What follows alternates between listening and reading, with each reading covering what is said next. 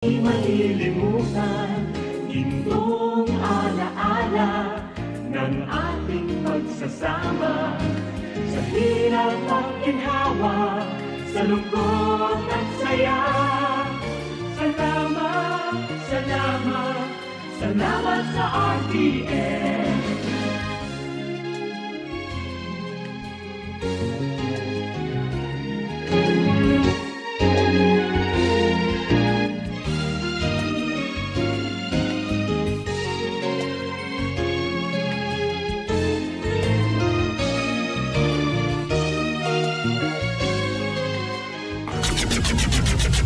RPN Provincial Stations, DZBS Baguio, DYKB Bacolod, DXXX Zamboanga, DXKO Cagayan de Oro, DXDX General Santos, DYKC Cebu, DZKI-IRIGA, DXKD Dipolo, DXKS Surigao, DXKP Pagadian, DXKT Davao, at DZRL Bata. RPN Provincial Stations. RPN Radio Philippines Network, Radyo Ronda, DZKI-IRIGA, member kapisanan ng mga broadcaster ng Pilipinas. CNN Philippines Hour sa RPN-DZKI-IRIGA, alas 6 hasta alas 7 ng manggi, Lunes hanggang Biyernes. CNN Philippines Hour.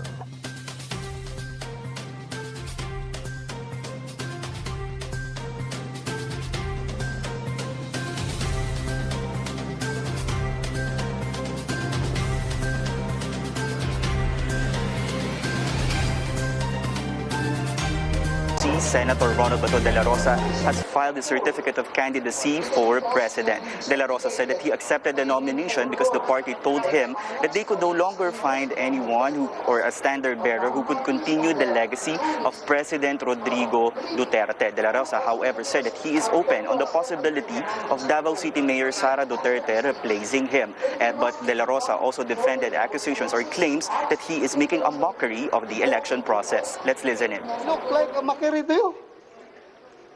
Huh? Sir, but you say Do I look like a mockery to you? I won as a senator. Number 5 po ako last election.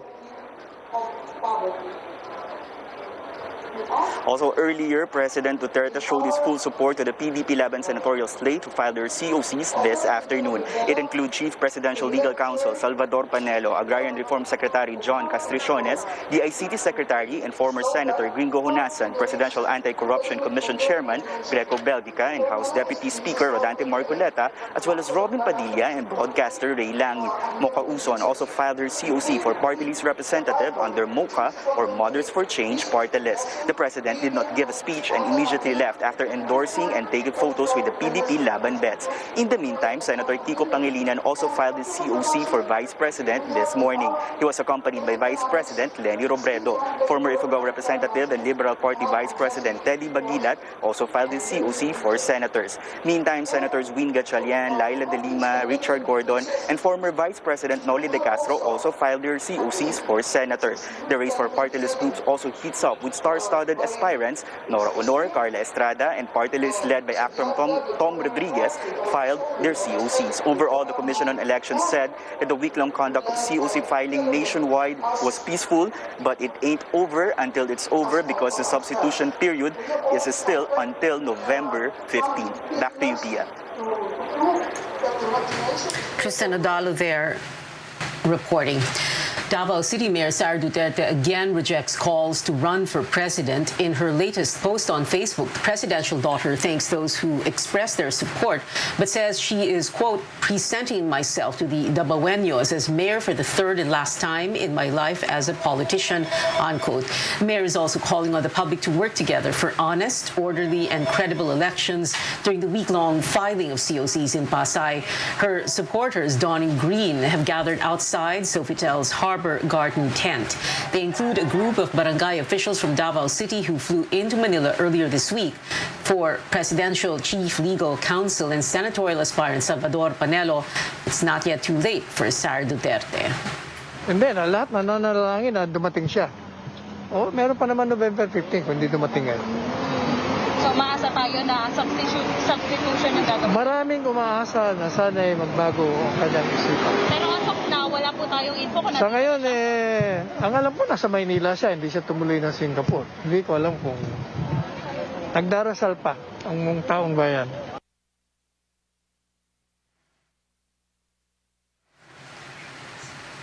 Expect surprises or last-minute changes if aspirants make use of the substitution option. Now, how does that work? First, there's what the COMELEC calls voluntary substitution, when an aspirant gives way to a fellow party member. Take President Duterte, for example. He was able to run for the top post in 2016, even if he submitted his COC a month after the deadline. He substituted for party mate Martin Dino. Dino filed his COC as PDP Laban's presidential nominee, but withdrew. There is also involuntary substitution, which can be applied if a candidate dies or gets disqualified. A relative who shares the same surname may jump in until noontime of election day. The COMELEC says the substitution option is not available for aspirants running as independents. Analysts believe it is time to scrap the substitution system, describing it as deceptive. There is a November 15 deadline, so names in the ballot will only be finalized after that.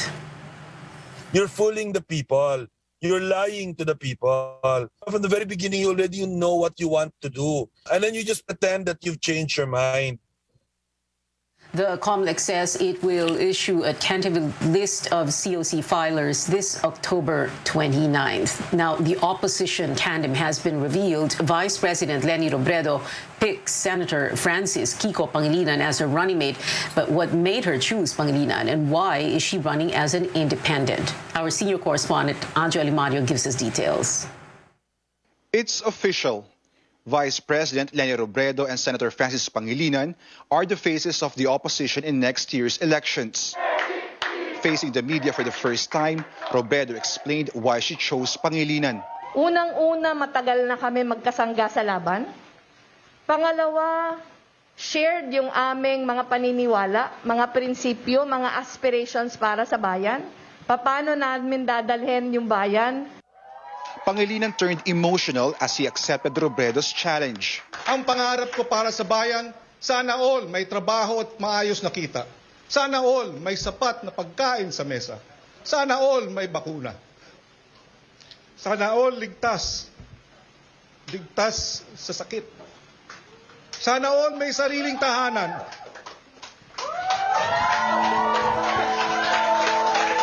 Sana all makapagtapos ng pag-aaral. Robredo is running as an independent but clarified she's not leaving the Liberal Party. Running for independent is our symbolic way of showing na bukas kami sa pakikipag-alyansa sa maraming mga partido. Pink dominated the digital space yesterday, overwhelming Robredo herself. Why the particular color? She says it's become a symbol of protest. Ang nilalabanan natin ngayon, hindi lang yung pagbabalik ng anak ng diktador, pero ang nilalabanan natin ngayon, masamang pamamahala, na siya yung nagiging sanhi ng mga problemang pinagdadaanan natin ngayon, yung bulok na klase ng politika na paulit-ulit nangyayari sa atin ngayon. The presidential hopeful points out color doesn't define a person but one's choices. The tandem will reveal its senatorial slate next week, but has so far named re-electionist Senators Risa Honteveros and Laila de Lima, former Senator Sonny Trillanes, former Congressman Teddy Bagilat, and human rights lawyer Shell Jokno. Robredo says the idea is to get from different groups and political parties. As to the future of unity talks, while our lines remain open, yung focus na ngayon is uniting, hindi yung mga principals, pero uniting yung taong bayan.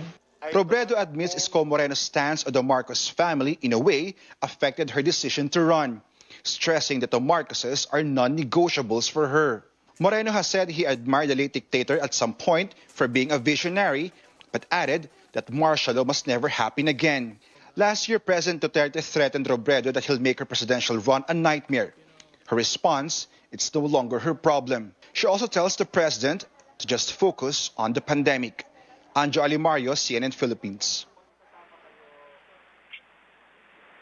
Moreno, in response questions if Robredo proceeded with her presidential bid on the basis of the Marcoses, he also hit the vice president, saying she cannot speak of unity considering she's running as an independent and not under her own political party. Robredo is chairperson of the Liberal Party. Coming up on Newsnight, a tropical depression is bringing rain to parts of the country. Find out which areas are affected. And we get up close with Senator Bato de la Rosa, who filed his certificate of candidacy for president just this afternoon. He joins us live when we return.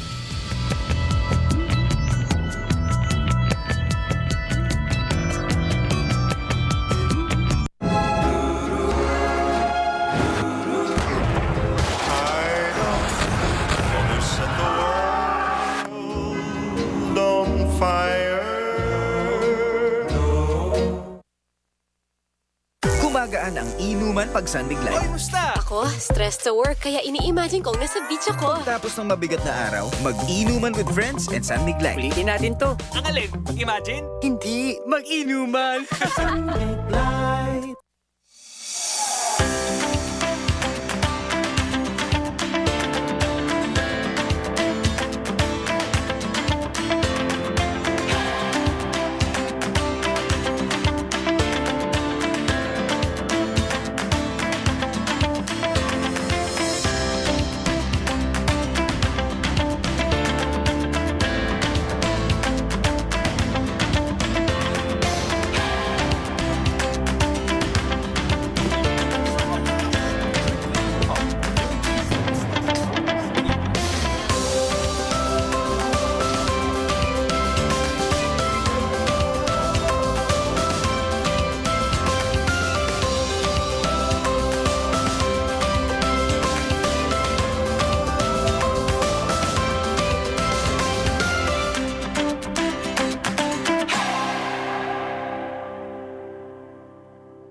So many questions about what is the federal government doing. Do you get the anger that is out here? How concerned are you about the front line? You don't believe that there's a racial divide here? Looking back, as president, did you tell the story of race in America enough, do you think? All the places I've been and all the things I've seen, all the people I've talked to, I carry with me. They're a part of what I do right here, holding the powerful accountable, keeping them honest. AC 360, Tuesday through Saturday only on CNN.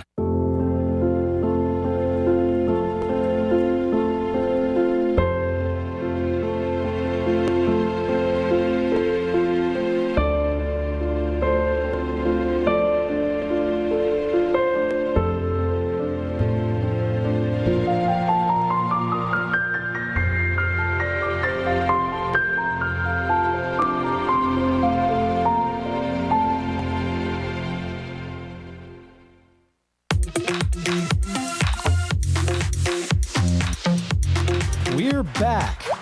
Hell yeah! I take it very, very seriously. This week on Hollywood Express.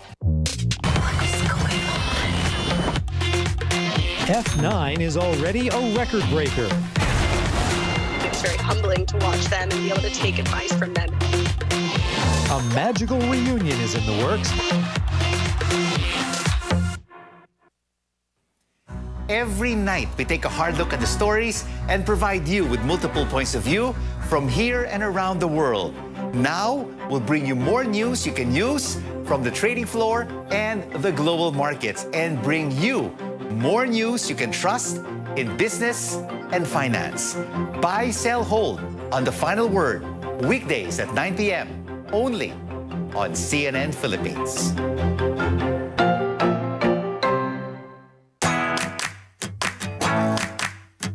Another day filled with linamnam awaits.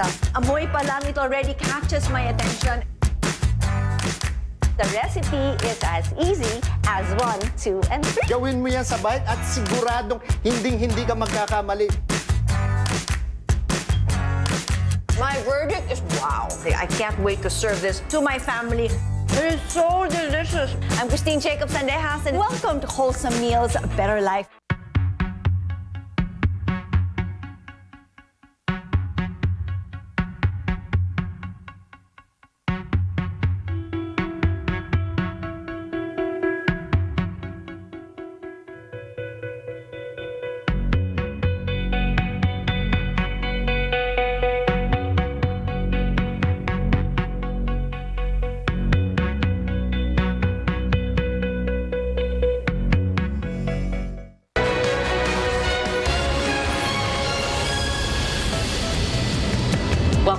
Newsnight, where we go above and beyond the headlines. Pag-asa forecasts rains in parts of the country because of Tropical Depression Maring.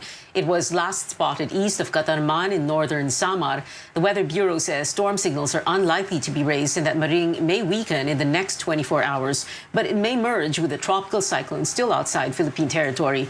Maring will bring light to moderate with at times heavy rains over Bicol, eastern Visayas, Caraga, Cebu, and Bohol. Moderate to rough seas also expected in those areas. Continuous rains have triggered a landslide in Maasin City in southern Leyte. Clearing operations underway after the landslide damaged a portion of a road in Barangay Hantag.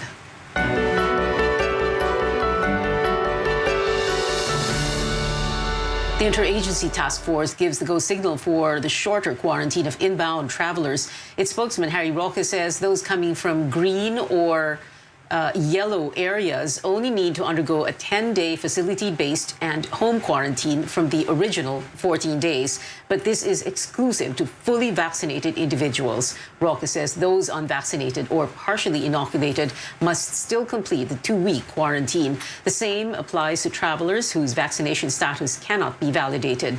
Green and yellow countries are those tagged as low and moderate risk. Meanwhile, more people are now permitted to go to areas under the lowest quarantine levels, or GCQ and MGCQ. The IATF says point-to-point interzonal trips will be allowed for the fully inoculated, senior citizens, persons with comorbidities or health risks, and pregnant women. This will also be imposed on individuals below 18, but strict compliance to health protocols must be observed. Now, the Health Department says the downward trend in COVID-19 cases is no longer artificial, citing the decrease in positivity and hospitalization rates. But it notes that the Cordilleras, Ilocos, and Cagayan Valley remain at high risk, and that cases in Bicol, Mimaropa, and the Zamboanga Peninsula are increasing. Meanwhile, the Food and Drug Administration says there is still no need for booster shots for now, citing data on breakthrough infections. Carolyn Bonkin tells us more. Over 2.5 million Moderna and AstraZeneca COVID-19 vaccines were added to the country's supply Friday. Much needed as the government moves to vaccinating the general population, including those aged 12 to 17. We are allocating more or less 45,000 to 50,000 muna initially for the pilot. But none is reserved yet for booster shots. On Wednesday, the vaccine czar hinted on giving health workers booster shots anytime between November and January. But Health and Food and Drug Administration officials are on the same page. It's not yet time for booster shots. Wala naman tayong nakikita na nagwe-wane yung protection ng mga vaccine, no? Wala naman tayong nakikitang pagdami ng nagkakaroon ng breakthrough infections through time. Napag-aralan na po ng ating mga eksperto itong booster doses or third doses. Nakita po dito sa mga pag-aaral na sinagawa na wala pa hong sapat na ebidensya para magbigay tayo ng third doses sa ngayon. FDA's latest data show breakthrough infections account for less than 1% of the fully vaccinated.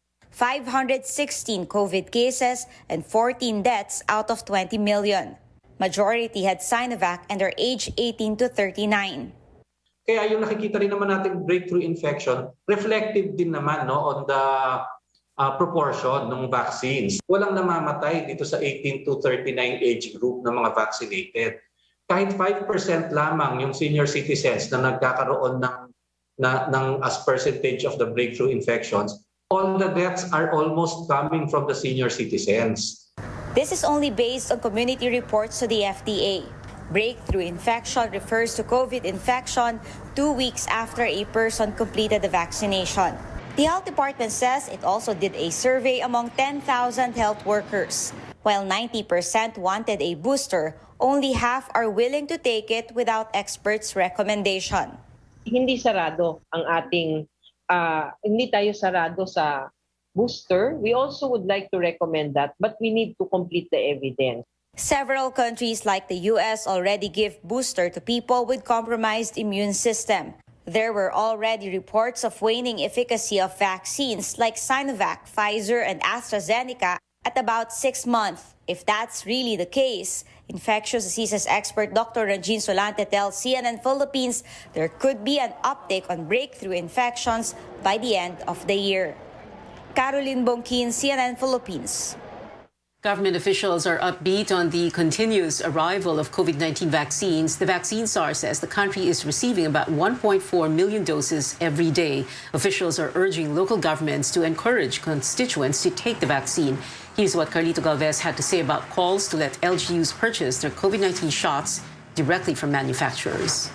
Dapat malaman ng LGU, we have enough vaccine. Hindi na kailangan bumili. Bumili na lang sila ng syringes, yung tuberculin syringes. Kasi bumabaha na yung vaccine natin, bakit pa tayo bibili? Makukuha tayo niyan. Ang ano natin, tsaka unang-una, walang manufacturer na gusto na diretsyo. Gusto nila yun sa gobyerno kasi mas mabilis. Ang ano natin siguro, magkaroon tayo ng programa, maybe 2022. Pero sa ngayon, marami na po tayong vaccine. 33 million nasa stockpile natin, nasa warehouses ng LGUs at ng CHP. Galvez adds he's hoping that half of the population will be vaccinated by the end of the year. A big step towards COVID-19 vaccines for younger children in the United States. Pfizer seeks emergency use approval from regulators to administer shots to kids aged 5 to 11 years old. CNN's Mandy Gaither has more in today's Health Minute. If authorized, it would be the first COVID-19 vaccine for younger children. Pfizer officially applying for emergency use authorization for kids ages 5 to 11. This is an important development. The FDA has scheduled time to review the Pfizer data October 26th. That would be followed by consideration by the CDC. While it's still unclear how long a decision may take, here was the timeline for adults. Pfizer applied for an EUA on November 20th, 2020. It was authorized December 11th. We are ready. We have the supply. We're working with states to set up convenient locations for parents and kids to get vaccinated, including pediatricians' offices and community sites. Pfizer says in trials, more than 2,200 children were given 1/3 of the dose adults get. The company found its vaccine safe and generated a robust antibody response. But officials know they're continuing to contend with vaccine hesitancy. I would anticipate that as parents and their children have questions of their pediatricians and other local health professionals, and they get those questions answered, that more and more parents and kids will want their kids to get vaccinated. For Health Minute, I'm Mandy Gaither.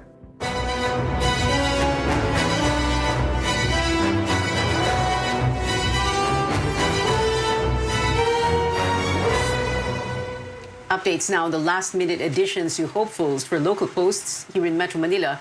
Marcy Teodoro filed his certificate of candidacy today, gunning for his third and final term as Marikina City Mayor. Teodoro will face off against the city's 1st District Representative, Bayani Fernando, who was previously mayor from 1992 to 2001. The two were once longtime allies, but their cooperation turned sour when Teodoro complained of Fernando's encroachment in a portion of Marikina River that the former believes contributes to flooding in the city. In Manila, retired police officer Elmer Hamias joins the mayoralty race known as the Barako ng Maynila. Hamias ran for vice mayor in 2019 but lost to Honey Lacuna, who is also gunning for the city's top post next year. The daughter of former Manila Mayor Alfredo Lim hopes to follow in his footsteps. Cristina Lim Raimundo filed her certificate of candidacy today for mayor with Lucy Lapinig as her running mate. Now, over in the region, Cebu Governor Gwen Garcia formalizes her re-election bid. Garcia will go up against former Tourism Secretary Joseph Ace Durano, who criticized her pandemic response efforts. She shrugged off the criticism, saying Durano only made noise when election season neared. Garcia was previously Cebu governor from 2004 to 2013.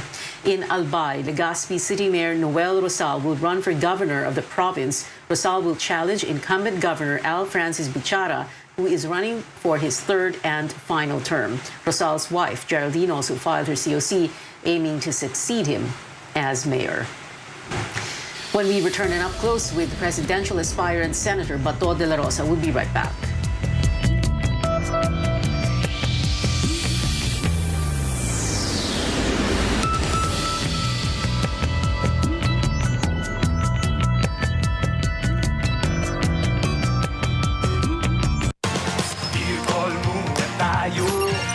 Beer call muna tayo.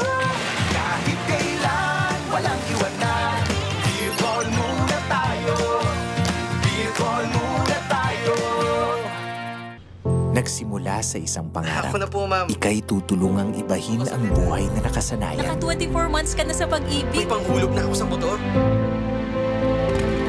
Uy, bagong motor! Gagawa ng hakbang para mapaghandaan ng forever. Ingat ka, ha? At harapin ang bukas na may maaasahan. Simulan mo na ang forever mo ngayon. Fund your forever with Pag-ibig Fund. Register today. For my babies, only vet-approved Nutri-Chunks puppies. The only one with active boost and prebiotics na pampalisto. Made with real meat with essential nutrients to help them grow strong and healthy. Happiness! Listo, ganado sa Nutri-Chunks puppies. San Miguel flavored beer! Yay!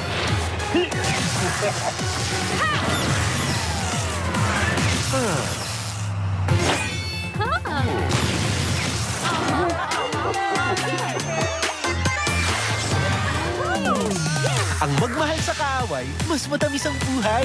Make life sweet with San Miguel flavored beer with the deliciously refreshing flavors of apple, lychee, and lemon with just the right beer buzz. San Miguel flavored beer. Bili na sa suking tindahan.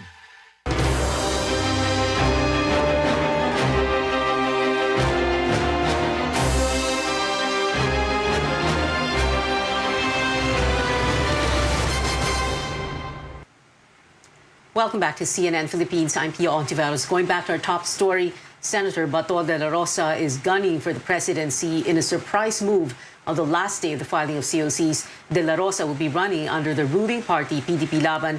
He now joins us live for Up Close. Good evening, Senator Bato, and thank you very much for joining us. Sir, nagulat naman po kami sa inyo para po kayong, for lack of a better comparison, para po kayong Jack in the Box. Biglang lumabas kayo ng ganon. Nakakagulat naman. Well, diskarte yan, Pia. Para pag maaga ka kasi mag-announce, diskarte. Sisirain ka kaagad. Kaya, tama yung last minute na pag-file natin. Oo, so parang diskarte na surprise. Pero sir, last minute na pag-file, tapos sabi nyo, hindi naman, parang nga hindi ma-transmit, malaman ng ibang tao. Pero last minute din po ba yung decision na mag-file kayo? Kasi nga walang nag-file this morning na isang nagngangalang Sara Duterte. Ganun po ba? Actually, matagal na kami kinukonsider naman ng partido. Pero wala pang final decision na gawa ang partido kung sino talaga sa amin. Kinukonsider na kami noon pa. Pero ang final decision is itong mga letter based na lang ng itong pag-filing na. Well, to be frank, just in case, ganito lang ang status natin. Just in case, makapag-decide si Inday Sara na tumakbo at madesisyonan ng partido namin, ng PDP Laban, na i-adapt siya as our standard bearer, then magka-desisyonan talaga na siya ipapalit sa akin, so no problem with me. I will abide by party decisions. As I have said, I am a good soldier. Sunod lang ako sa instruction ng aming partido. So ngayon, pinatakbo ako ng partido. So this kanina, is the decision of the party na tumakbo. Yes. Well, Senator, so kanina lang po kayo sinabihan na Bato, mag-file na kayo ng COC for President kasi hindi magfa-file ngayon si Sara. Kanina lang po ba kayo sinabihan, sir, na mag-file na po kayo kasi hindi magfa-file si Sara?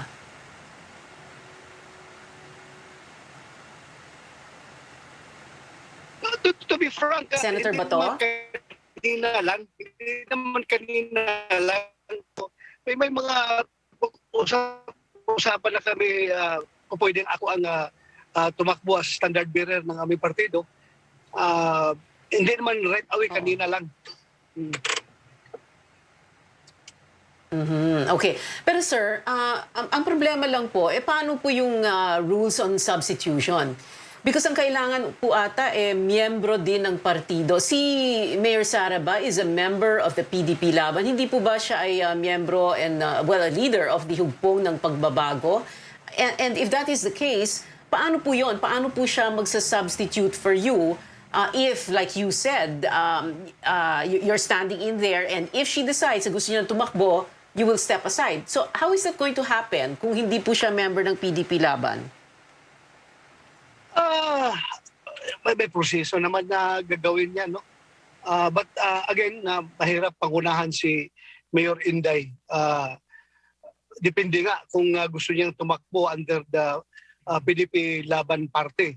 At kung gusto man talaga niya at madesisyonan ng aming partido na siya i-adapt as our standard bearer, pwede naman siyang mag-take out kagad-agad at bibigyan ng kuna, then pwede siyang tumakbo. Okay. But like you said, sir, this is a standby option, no? Basta't nag-file na kayo para meron ng standard bearer, para merong running mate si Bongo, who's running for VP. Pero paano po kung matutuloy na nga? Paano po kung you will end up running for president because Sara Duterte will decide na, no, I'm not going to run for president and I want to run for mayor of Davao City? Well, in that case, kaya ako nag-file because I am running for the presidency. So in that case, bakit? Aatras ba ako? Hindi ako atras kung ganun. Dito, decision na yan ng partido namin na ako magiging standard bearer, tuluyan ko na ito. Okay. Tuluyan natin. Okay, so itutuloy nyo. Tatakbo kayong presidente for as the standard bearer of the ruling party, the PDP Laban, if Sara does not change her mind about running for president. But at the same time, syempre, meron pa ring chance na hindi po kayo mananalo. So, and kung hindi kayo manalo, madali naman pong bumalik sa Senado dahil tumakbo lang naman po kayo noong 2019. Hindi po ba? So, all you need to do is return to the Senate and finish your term until 2025. Is that correct, sir? Yes, gano'n naman talaga maging senaryo. Manalo tayo, okay. matalo, may senador pa rin naman ako. Oo, that's right. Senador, and you won in 2019. You came in number 5. You had 19 million votes. And maybe that is what is giving you that confidence. No? But sir, now, the question here is, if you win, tuloy po ba yung drug war as President Duterte had run it? No?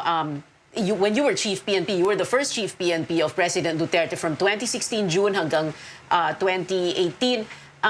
Tuloy po ba yon as it is, as it was? Would you also want to reinstitute yung Oplan Tokhang, which was very, which turned out to be very controversial?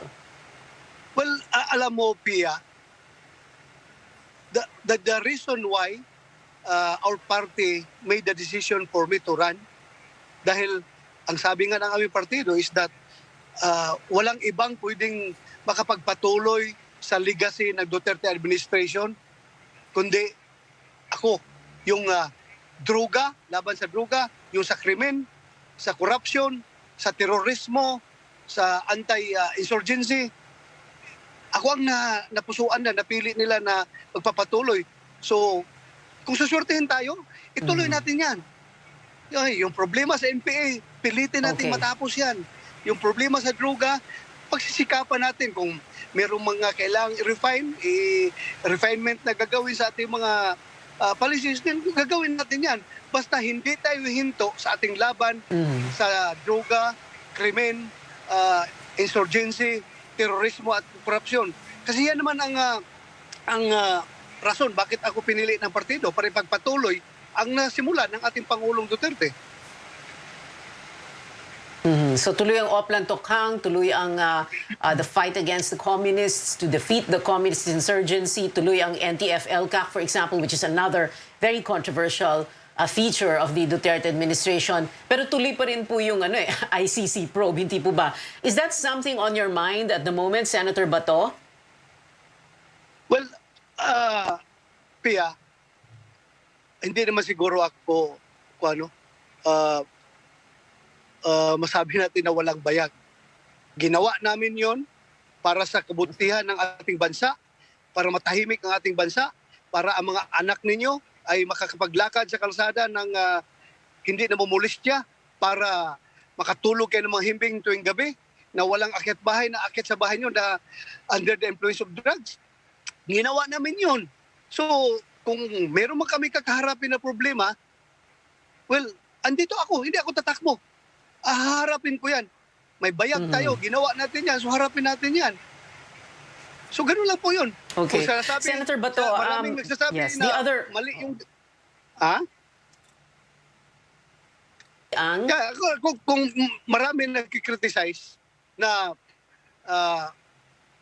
mali yung ginagawa nating war on drugs, marami rin naman ang nasasayahan.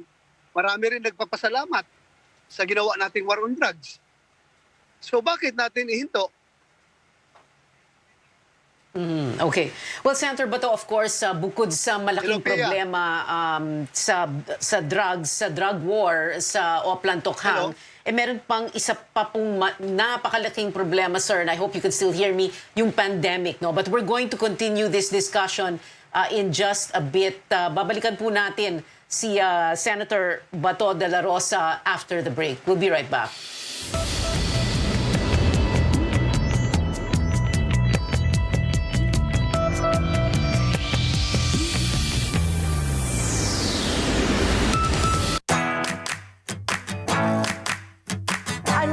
Filled with linamnam awaits us. Amoy pa lang, it already catches my attention. The recipe is as easy as 1, 2, and 3. Gawin mo yan sa bite at siguradong hindi ka magkakamali. My verdict is wow. I can't wait to serve this to my family. It is so delicious. I'm Christine Jacob Sandejas, and welcome to Wholesome Meals, A Better Life. Every night, we take a hard look at the stories and provide you with multiple points of view from here and around the world. Now, we'll bring you more news you can use from the trading floor and the global markets, and bring you more news you can trust in business and finance. Buy, sell, hold on The Final Word, weekdays at 9 p.m. only on CNN Philippines.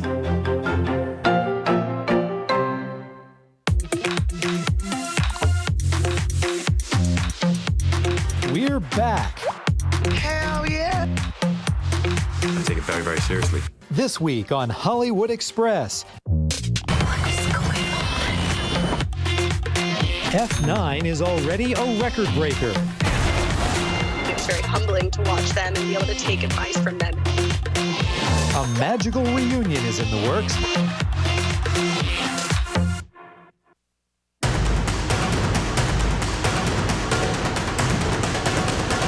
Bawal muna ang pakikipag-usap sa loob ng mga tren ng MRT. Some residents are back on the streets of Sampaloc, Manila after the 48-hour lockdown. Pagtaas ng mga kaso ng COVID-19 dito sa bansa. Naglagay na ng mga improvised barriers para sa mga nagbibisikleta. Typhoon Ulysses, a super typhoon. Christine Matulak, CNN Philippines.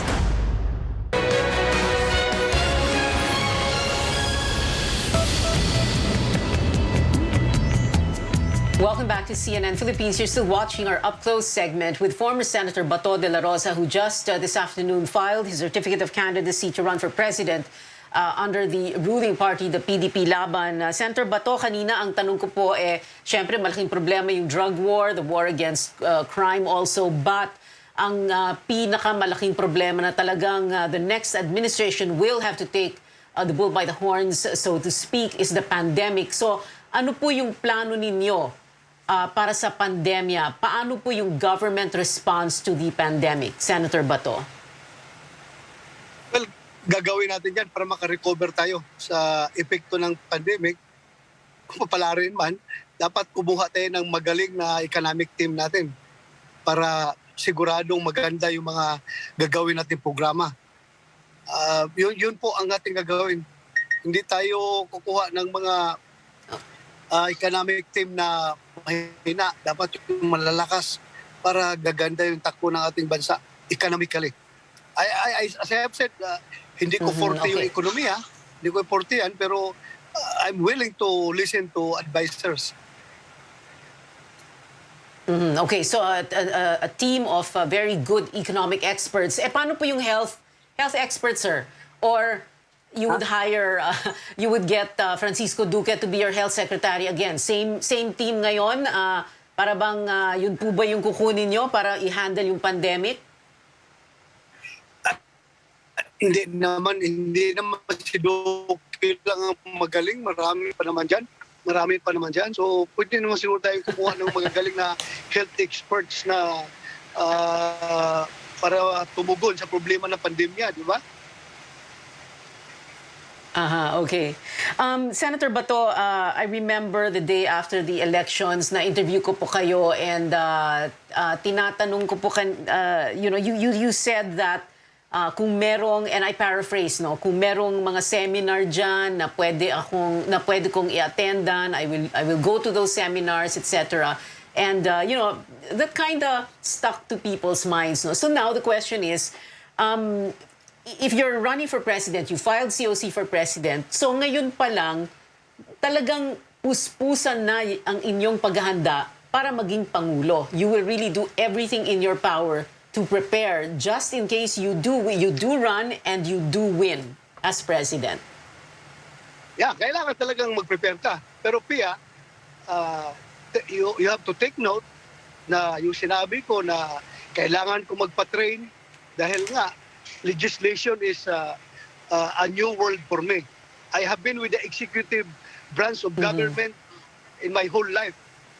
First time na ako, bago lang ako nalipat sa legislative. So, ito naman pagkapangulo ay more on execution of laws, more on administration. So, I think hindi na ako ganong mahirapan. Doon lang ako nahirapan sa pagiging senador dahil nga mahirapan po, bago sa akin yun, bago.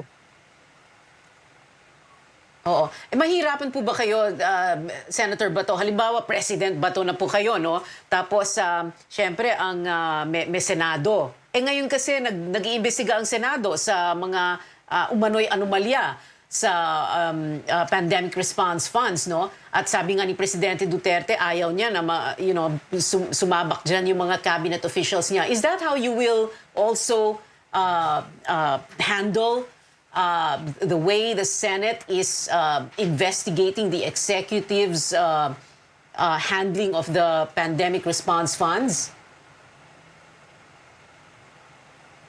Anong tanong mo, Pia? Hello? I'm sorry, sir. What did you say? Yeah, hindi niyo po ako narinig. Yeah, hindi klaro yung tanong. Pakiulit, please. Okay. Oo, kasi sabi nyo kanina, hindi kayo mahihirapan sa executive kasi nanggaling naman po kayo doon, nag-chief PNP po kayo. So kung babalik kayo sa executive, maging President Bato de la Rosa kayo, how will you handle Senate investigations into the government's pandemic response? Well, I understand perfectly well about the principle of separation of powers. It is enshrined in our Constitution. Iba yung trabaho ng executive, ibang trabaho ng legislative, iba ang trabaho ng judiciary.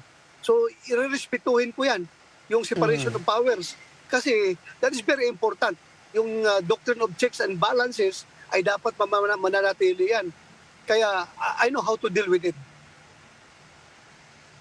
Okay, well, that's very good to hear. And Senator Bato, isang pahabol na lang and very brief answer from you. Ano po yung pangalan na nakalagay doon sa Certificate of Nomination na ginawa ni Secretary Cusi? Pangalan niyo po ba yun nandun or pangalan ni Sara Duterte or ibang pangalan? Hindi ba pwede yan? Hindi matatanggapin ng kumilik yan kung pangalan ng ibang tao nakalagay doon tapos mukha ni Bato ang yung original, sir, yung una. Oo. Anong una? Yung una. Kasi, di ba, meron daw Certificate of Candidacy, may pangalan na sana eh. Tapos, ayaw pa sabihin ni Al Cusi kung sino yon. So, sino yon? Kaninong pangalan yon? Sige na, sir, sabihin nyo na. 1 minute to go before we exit. Ako yun. Sabi nga ni Secretary Cusi, meron siyang surprise na candidate. So, ako yun. Na-surprise na silang lahat. Okay. So, kayo po yung humindi dati? Ganun ba? Kasi sabi niya before, a few days ago, kasi ayaw nag-decline eh. Sino yon? Sino yung nag-decline? Kayo po ba yon? Ay, hindi ako yun. Hindi ako yung nag-decline. O iba. So sino yon? Si Sarah yon? Sino po yon? I don't know. I don't know kung sino yun. Dali. You don't know? Sige. Hindi ko alam. Okay. Anyway, Senator Bato de la Rosa, sir, thank you very much for joining us here on Up Close on Newsnight. Salamat po, sir. Create more livelihood opportunities for Filipinos even beyond the COVID-19 pandemic. That is the long-term goal of a diversified conglomerate with its programs. Over 200 residents of the San Miguel Christian Gayeta Village received their paychecks from the Dole Tupad program after completing temporary work. But San Miguel Corporation, in partnership with the government, is hoping to help them find housing and stable income to last even after the pandemic. Ang atin pong programang pabahay dito sa pamumuno ni Ginoong Ramon Ang ng San Miguel Corporation ay hindi natatapos sa pagpapalipat lamang ng mga residente sa baybay dagat ng laylayan ng Sariaya, Quezon. Ito po ay may kasamang pangkabuhayan. Kagaya nitong event natin ngayon, meron tayong tupad payout. Isa sa mga programa ng gobyerno yung pagbibigay ng tulong pangkabuhayan para sa ating mga displaced workers. So, ito po ay na-access natin. SMC also encourages individuals to avail of TESDA's free skills training programs, including hog racing and organic farming, with the grand opening of San Miguel Market next week, where farmers and fishermen can sell their goods. The conglomerate hopes to equip residents with skills to live sustainably. And before we go, this breaking news at this hour: this year's Nobel Peace Prize goes to a pair who fought for freedom of expression, and one of them, our very own, Rappler CEO Maria Ressa, was awarded the honor for defending democracy and press freedom. The organization cited the publication's close coverage of Duterte's anti-drug campaign and efforts to expose abuse of power. Ressa received the accolade alongside Russian journalist Dmitry Muratov, who founded a similar news company. Ressa is the first Filipino to win the prestigious award. Previous winners include Nelson Mandela, Martin Luther King Jr., Lech Walesa, Mikhail Gorbachev, and 4 U.S. presidents. 78 days left before Christmas, and that is it for now. Thank you for watching. I'll see you again at 7 for News.ph. I'm Pia Honteveros for Newsnight, where we go above and beyond the headlines.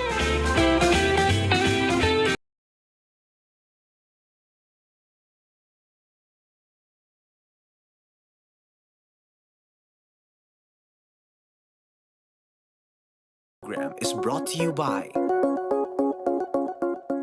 Mr. and Miss Chinatown embodies what it really means to be a Chinoy. It's a movement rather than force.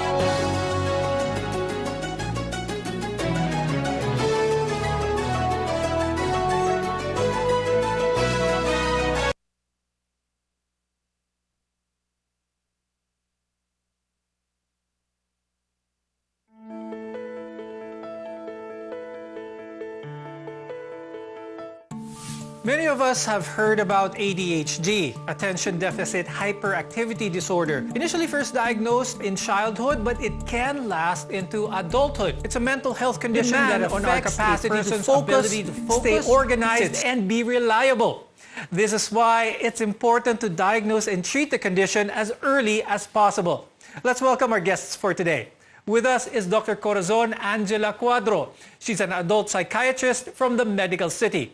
Also with us is Dr. Angie Sievert Fernandez. She's a child developmental psychologist from the St. Luke's Medical Center. Dr. Quads, tell us what it means for adults with ADHD to lack focus, because it's a bit more than just finding it hard to listen in class or to listen to a speech, isn't it? In adults, we usually see manifestations in terms of impulsivity, irritability, a difficulty focusing, maybe some restlessness, a little fidgeting over here and there.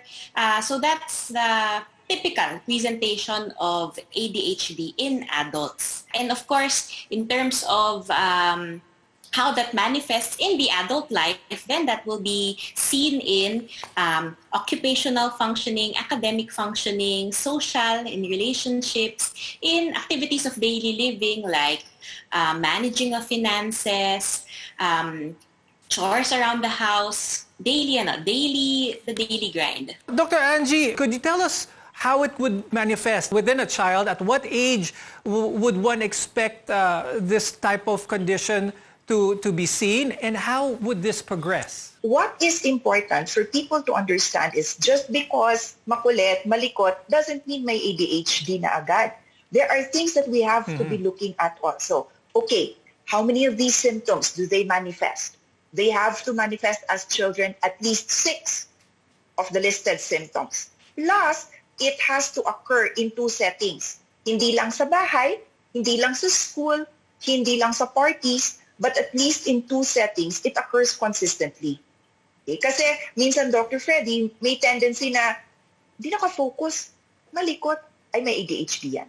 But it goes more, it goes beyond that. Aside from some of the symptoms that you mentioned, how ADHD can present in adulthood, are there other practical applications where we could see that there could be a possibility of a diagnosis of ADHD? Let's go with, let's say, for example, career choices, or maybe how well they have stability in their life. Could this be a telltale sign of ADHD? You know how sometimes there are career choices that don't fit that. So there would be obvious bothersome symptoms that way. For example, some find that they don't fit well with some patients with ADHD find that they don't fit well with a desk job. Some find that they thrive more when they are out in the field. Halimbawa lang po yun So maybe that's an example. How would someone know the difference between maybe just a plain behavioral problem and that of ADHD? So how would ADHD in an adult be diagnosed? It would be worthwhile to go for at least an initial evaluation. Say with your trusted psychologist, psychiatrists, family doctors. You know what we work with often? School guidance counselors, college or university faculty or administrators, and human resource staff, because they do pick up some of the possible symptoms that would warrant at least an initial evaluation or screening. What are some of these factors kaya that could affect someone to develop ADHD early on?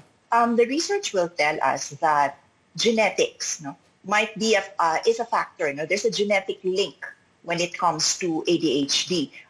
There are, let's say, associations, causal associations, we call it. Like, for example, maybe between alcohol use during pregnancy and all of these things, or premature birth, or exposure to lead paint in childhood.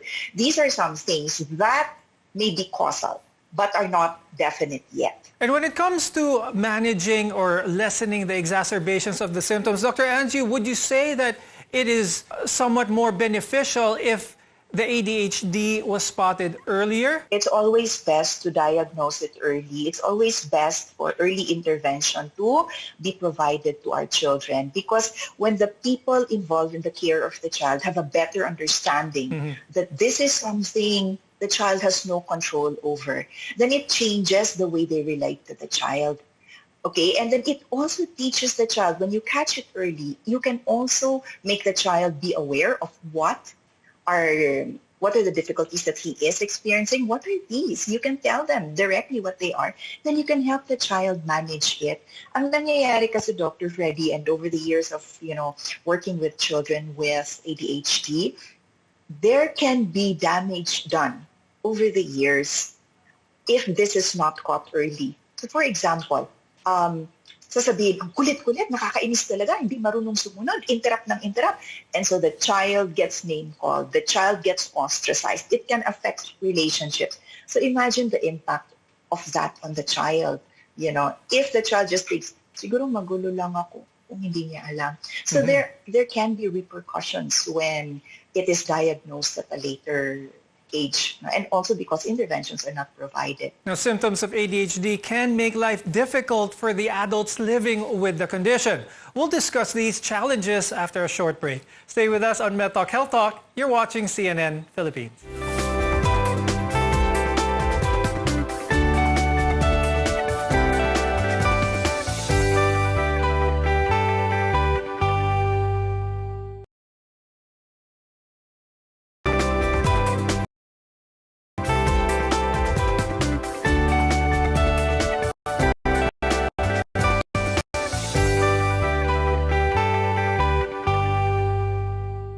From work to house chores and raising a family, life can be overwhelming for many of us.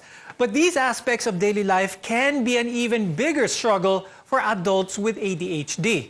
Today, we'll discuss the complications they face and some of the misconceptions of the condition. I'm Dr. Freddy Gomez. Welcome back to MedTalk Health Talk, your partner in healthcare. Dr. Quads, ADHD can make life difficult for anyone. What are some of the complications that can arise kapag adult na ang isang taong may ADHD?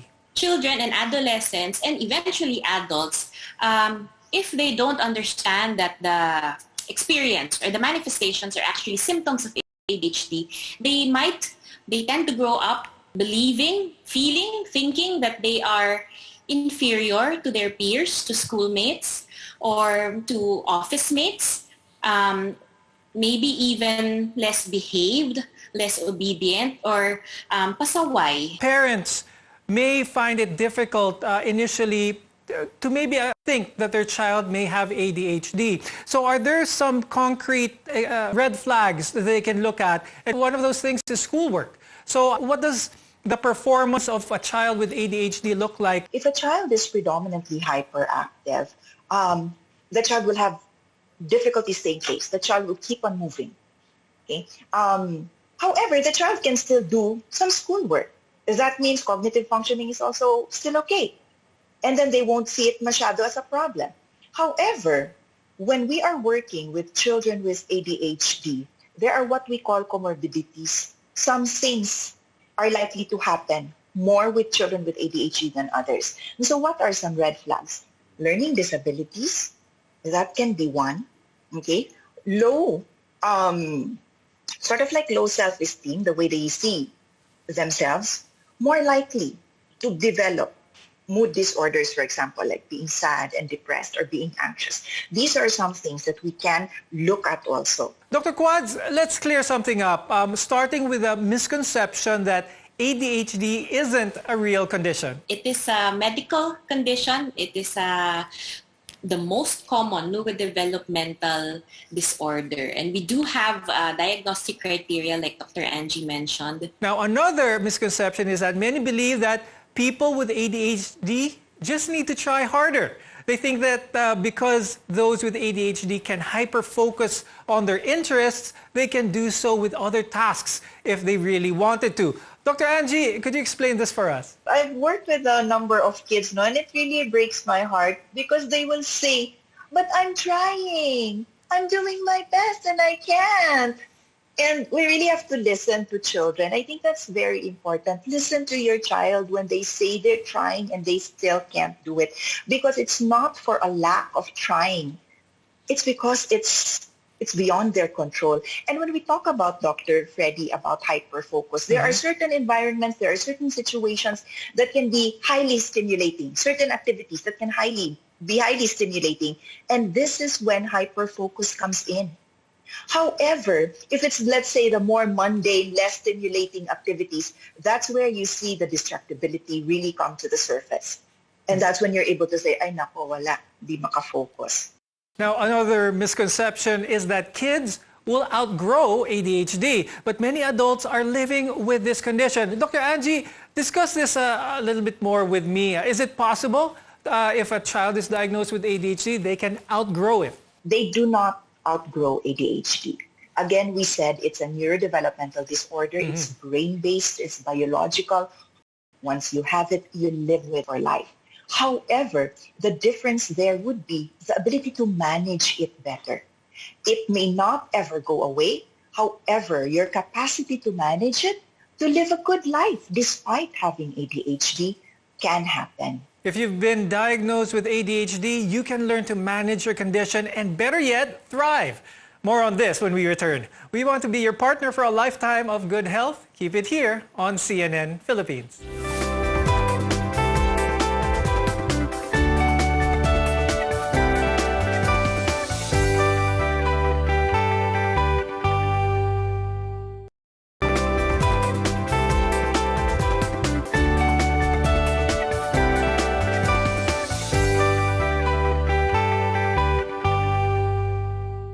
I'm Dr. Freddy Gomez, and this is MedTalk Health Talk, where your health comes first. Dr. Quads, I'd like to ask, what are some of the ways to manage ADHD in adults? When we manage ADHD, we will target, the strategy is also multifactorial, multidisciplinary. So a combination of pharmacologic and non-pharmacologic intervention. So we have medications for ADHD along with cognitive therapy, behavior therapy, lifestyle modification, and enhancing coping techniques. So combination po siya. Now, Dr. Angie, we heard how ADHD is managed in adults. Pag na-spot ito early on, is this the same type of approach that you go for kids? Again, depending also on the severity, we have to be looking at, are the ADHD symptoms mild, moderate, or severe? If it's mild, okay, let's go for counseling, let's go for occupational therapy, let's go for behavioral therapy, let's go for accommodations within the environment, for example, let's go for lifestyle changes, for example, making sure that the child has physical activity, good food, enough sleep, all of these things. Now, however, if it's moderate to severe and the symptoms are really, there's a high number of symptoms and it affects the functioning of the child, then we also recommend that they see the psychiatrist for possible medication. Dr. Angie, do we have this type of support system, classes, courses, that can help not just the person who has ADHD, but the families or the loved ones around the individual? Family education is very important. No? When we do assessments, that's one of my main recommendations, education for the parents and for the other family members, because it makes a huge difference when we understand our children better. And yes, there are opportunities. Like, for example, there's an ADHD organization in the country. And then they have webinars, they have education opportunities for parents, for children, and for siblings, even for teachers and caregivers, other caregivers. So that's possible. Psychological organizations, education organizations, or even medical associations, or centers in hospitals, they have all of these trainings, conferences, and talks for parents that can educate parents. And mismo, us, psychologists, or like Dr. Quads, as psychiatrists, we can also take it upon ourselves to educate the parents and let them understand better how to support their kids having ADHD. Is stigma a problem when it comes to trying to spot or diagnose a child with ADHD early? Yes, it is, because the parents will label the kids generally. Ang kulit, ang gulo, nakakaya naman to. You don't want to bring him to a social gathering. You don't want to, when people are over the house and he's so magulo and he keeps on interrupting. So it matters to the parents and even to the teachers, because the teachers also have a difficult time managing the behavior and can start labeling, can start picking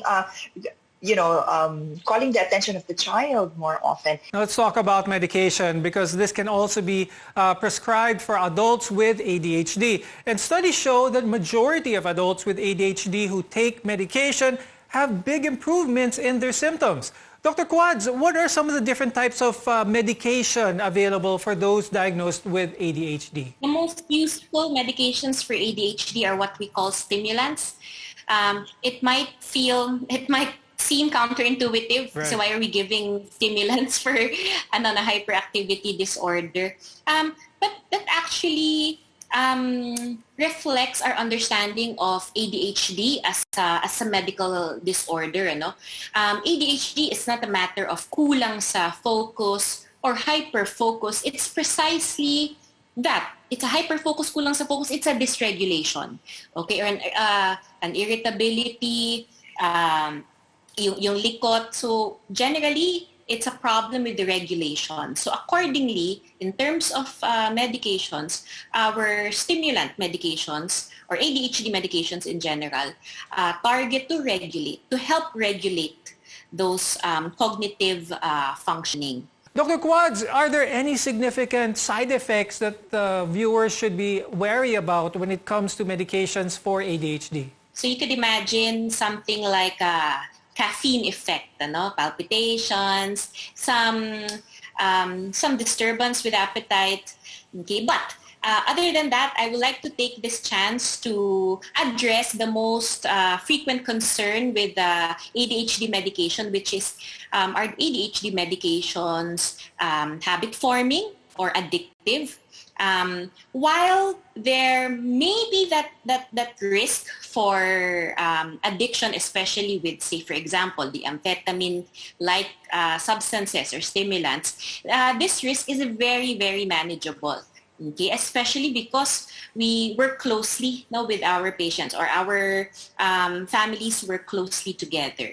So the risk for dependence is very much controlled and closely monitored. But I'd like to just remind our viewers that no two adults with ADHD are the same. So don't think that the medication for one, what is prescribed for one, would work on someone else with ADHD. So the take home from this is work with your doctor to find a treatment plan that suits you best, whether it be medication, therapeutic, or a combination of both. Dr. Angie, before we go, do you have any additional tips for managing ADHD? One of the most important for me, is looking at the child as a child. First and foremost, he is a child. ADHD is just a condition. So he's a child with ADHD. And he is also struggling. He is trying. He's having a difficult time. And what we need to do is understand, listen, and support our children the best way possible. And we can do this by seeking help if we are unable to do it ourselves at home. And Dr. Quads, any advice for those adults who may have or who do have ADHD? What we aim to do is to streamline management per patient. And that's what health education or psychoeducation with the family also targets to do. We want to streamline and, as best we can, tailor fit the management for each individual with ADHD. I'd like to thank adult psychiatrist Dr. Corazon Angela Cuadro and child psychologist Dr. Angie Sievert Fernandez for guiding us on today's episode. I'm Dr. Freddy Gomez, and we'll see you again next time. Stay safe, everyone.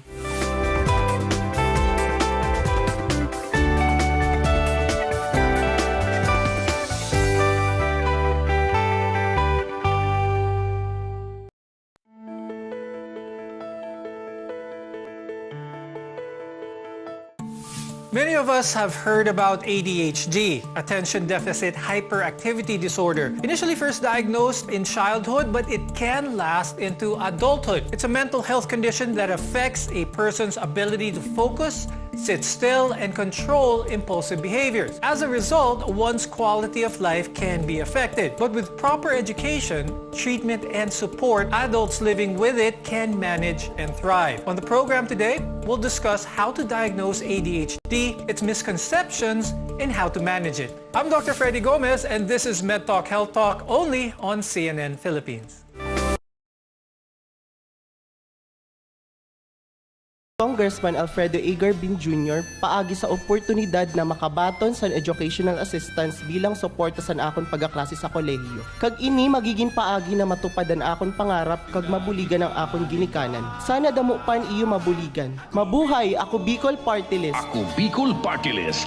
Katabang na, kasurug pa. Ako si Peachy Cardinho. May malimit ako magka-UTI hanggang sa sinabi ng doktor na meron akong kidney stone. I tried everything, umiwas sa maalat ng pagkain. May nakapagsabi sa akin about kidney care, kaya sinubukan kong uminom regularly. Pag inom ko ng kidney care, malaking tulong kasi naging regular and normal na yung pag-ihi ko. Nawala na din ang sakit ng balakang ko at ang UTI ko nawala na rin. Kaya salamat sa kidney care. Mabibili sa Mercury Drugstore. Ang kidney care hindi gamot at hindi dapat gamiting panggamot sa anumang uri ng sakit. Ano ba ang maaaring maramdaman matapos magpapakuna kontra COVID-19? Maaaring makaranas ng sakit sa ulo, lagnat, pagkahilo, sakit sa katawan o parte ng katawan kung saan binakunahan. Ngunit, huwag mag-alala, pinapaalala ng Department of Health, Bicol Center for Health Development na ito ay mga karaniwang reaksyon ng bakuna sa ating katawan. Isa lamang itong indikasyon na ang bakuna ay epektibo sa pagbibigay sa atin ng proteksyon laban sa COVID-19. Kung makakaramdam ng mga ito, mainam na mag-self-monitor o pumunta sa lugar kung saan kayo binakunahan upang mabigyan ng abiso kung ano ang mga dapat gawin.